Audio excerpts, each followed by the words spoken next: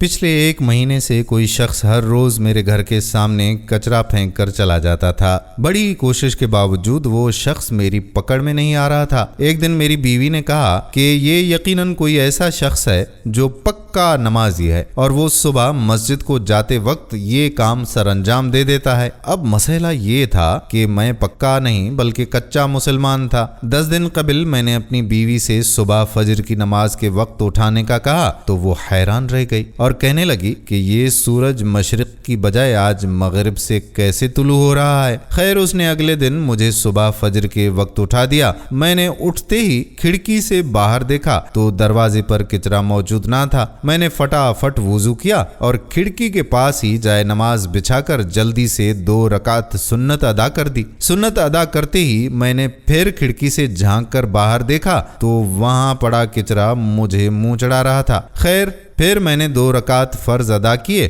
اور پھر سو گیا۔ اگلے دن سنت کی بجائے فرض پڑھتے ہی کچرا پھینک دیا گیا۔ 5 دن ایسے ہی گزر گئے لیکن کچرا پھینکنے والے کو پکڑ نہیں پایا۔ 6 دن میری بیوی کہنے لگی کہ ماشاءاللہ اب آپ باقاعدگی سے فجر کی نماز ادا کرنے لگے ہیں تو اب آپ ایسا کریں کہ مسجد جا کر نماز ادا کر لیا کریں۔ بیوی کی بات میرے دل کو لگی۔ اگلے دن میں سنت ادا کر کے جماعت سے 10 منٹ پہلے ہی دروازے کے باہر کرسی لگا کر بیٹھ گیا اور محلے کے سارے نمازی حضرات کو مسجد کی طرف جاتے دیکھنے لگا کہ کس کے ہاتھ میں کچرے کا شاپر ہے، مگر افسوس سب خالی ہاتھ آئے دکھائی دیے۔ نماز پڑھ کر آیا تو دروازے پر کچرا موجود نہیں تھا۔ 1 ہفتہ پابندی کے ساتھ مسجد میں نماز ادا کرنے کے بعد میں نے اپنی بیوی سے کہا کہ بیگم اب کچرا پھینکنے والا ڈر گیا ہے، اس لیے تو اب اس نے کچرا پھینکنا بند کر دیا ہے۔ آپ مجھے فجر کی نماز کے لیے اب مجھے مت اٹھانا۔ اگلے دن میری بیوی نے مجھے تو نہیں اٹھایا لیکن میری خود ہی آنکھ کھل گئی۔ کھڑکی سے باہر دیکھا تو باہر کچرا موجود تھا۔ ٹائم دیکھا تو نماز کا ٹائم تو باقی تھا لیکن جماعت نکل چکی تھی۔ اب اگلے دن پھر وہی معمول تھا۔